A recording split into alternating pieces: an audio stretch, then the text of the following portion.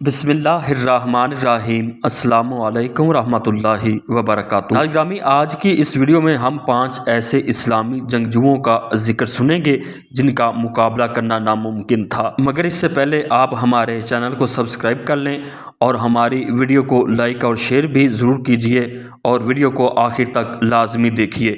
تو ناظرین قدر، سب سے پہلے ہم حضرت علی کرم اللہ وجہہ الکریم کا ذکر کرتے ہیں۔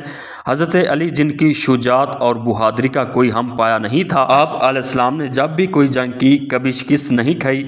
آپ بچوں میں سب سے پہلے ایمان لانے والے ہیں جن کی تربیت خود نبی پاک صلی اللہ علیہ وآلہ وسلم نے کی۔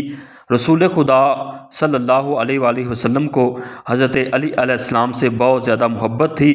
حضرت علی نے نبی پاک صلی اللہ علیہ وآلہ وسلم کے ساتھ ہر جنگ، ہر غزوہ میں شرکت کی، مگر سوائے غزوہ تبوک کے، کیونکہ غزوہ تبوک کے موقع پر رسول اللہ صلی اللہ علیہ وآلہ وسلم نے خود حضرت علی سے فرمایا تھا کہ تم واپس مدینہ شہر چلے جاؤ تاکہ پیچھے سے دشمن حملہ نہ کر دے۔ آپ علیہ السلام کی شان میں کئی احادیث مبارکہ وارد ہیں۔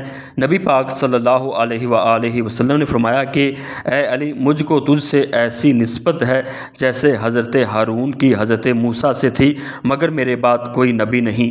حضرت علی کی بہادری اور شجاعت کا پورے عرب میں چرچا تھا، حتیٰ کہ میدان جنگ میں آپ سب سے آگے بڑھ کر کفار کے بڑے بڑے کمانڈروں اور سپاہیوں سے لڑتے تھے اور انہیں قتل کر دیتے تھے، اور پھر یہاں تک کہ خیبر کے موقع پر مرہب جیسے بڑے پہلوان کو آپ نے زیر کر دیا، اور آپ علیہ السلام نے خیبر کے دروازے کو اکھاڑ پھینکا جسے کئی لوگ مل کر اٹھاتے تھے۔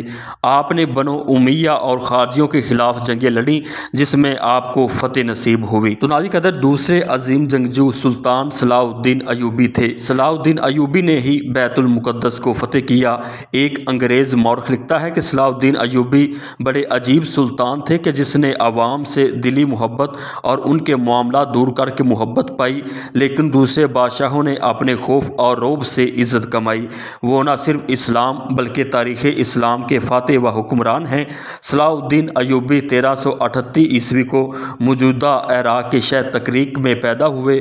ان کی زیر قیادت ایوبی سلطنت نے مصر، شام، یمن، عراق اور دیار بکر پر بھی حکومت کی۔ صلاح الدین ایوبی کو بہادری، فیاض دلی، حسن و اخلاق، سخاوت کے باعث نہ صرف مسلمان بلکہ مسیحی بھی عزت کی نگاہ سے دیکھتے تھے۔ اپنی بہادری اور کارناموں کی وجہ سے وہ سلطان نور الدین زنگی پر بھی سبقت لے گئے۔ 1187 عیسوی میں یورپ کی متحدہ فوج کو شکست دے کر ان سے بیت المقدس بھی آزاد کروایا، اس لیے انہیں فاتح بیت المقدس کہا جاتا ہے۔ تو ناظرین گرامی، اسلام کے تیسرے بڑے جنگجو مختار سکوی ہیں۔ یہ اپنی بہادری اور شجاعت میں کوئی ثانی نہیں رکھتے تھے۔ مختار سکوی ان حکمرانوں میں سے ایک ہیں جنہوں نے بنو امیہ کے حکمرانوں کے خلاف تلوار اٹھائی، بلکہ کربلا میں امام حسین علیہ السلام کو شہید کرنے والوں سے بھی بدلہ لیا، حتیٰ کہ 70,000 کے قریب یزیدی ان کی اور ان کے ساتھیوں کی تلواروں سے مارے گئے۔ کربلا میں امام حسین رضی اللہ تعالیٰ عنہ کو شہید کرنے والے عمر و سعد کوفہ کے گورنر ابن زیاد کا سر اٹھا کر جب امام زین العابدین کے پاس بھیجا تو انہوں نے مختار سکوی کے حق میں دعائے خیر کی۔ ان کے والد کا نام ابو عبید اللہ سکوی تھا، جو کہ حضرت عمر بن خطاب رضی اللہ تعالیٰ عنہ کے دور میں فوج کے سپہ سالار تھے۔ وہ عراق میں ایک جنگ کے دوران شہید ہو گئے تھے۔ بعد ازاں مختار سکوی کے عبداللہ بن زبیر سے شدید اختلافات ہو گئے اور آخر کار عبداللہ بن زبیر کے بھائی مصعب کے ہاتھوں مختار سکوی شہید ہو گئے۔ مختار سکوی جیسا بہادر ہمیں تاریخ میں کم ہی ملتا ہے۔ تو ناظرین گرامی، اسلام کے چوتھے بڑے فاتح خالد بن ولید ہیں، جنہوں نے اپنی زندگی میں کبھی بھی کسی جنگ میں شکست نہیں کھائی۔ وہ اپنے جنگی مہارت میں کمال رکھتے تھے اور انہیں سیف اللہ یعنی اللہ کی تلوار بھی کہا جاتا ہے۔ پرشین اور رومن امپائر کے لیے خالد بن ولید ڈراؤنا خواب بن چکے تھے۔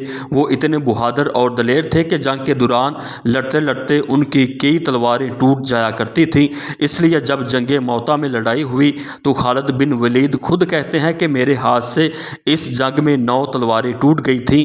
جب آپ رضی اللہ تعالیٰ عنہ کی خبر نبی پاک صلی اللہ علیہ وآلہ وسلم کے پاس پہنچی تو آپ خوش ہوئے اور خالد بن ولید کو سیف اللہ یعنی اللہ کی تلوار کا لقب دیا۔ تو ناظرین گرامی، اسلام کے 5ویں بڑے جنگجو اور سپہ سالار حضرت طارق بن زیاد ہیں، جو کہ بربر نسل سے تعلق رکھتے تھے اور انہوں نے اموی خلیفہ عبد المالک مروان کے دور میں موجودہ اسپین پر قبضہ کر کے وہاں مسلم حکومت کا آغاز کیا، جو کہ تقریباً 800 سال تک قائم رہی۔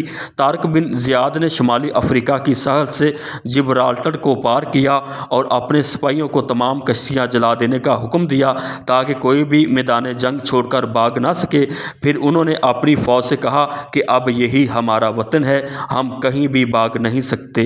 تو ناظرین گرامی، طارق بن زیاد جبرالٹر کے مقام پر ایک پہاڑ کے قریب اپنی فوج کو اکٹھا کیا اور آج بھی اس پہاڑ کو جبل طارق کے نام سے یاد کیا جاتا ہے۔ طارق بن زیاد وہ واحد کمانڈر ہیں کہ جن کی فتح سے اسلام یورپ کے اندر داخل ہوا۔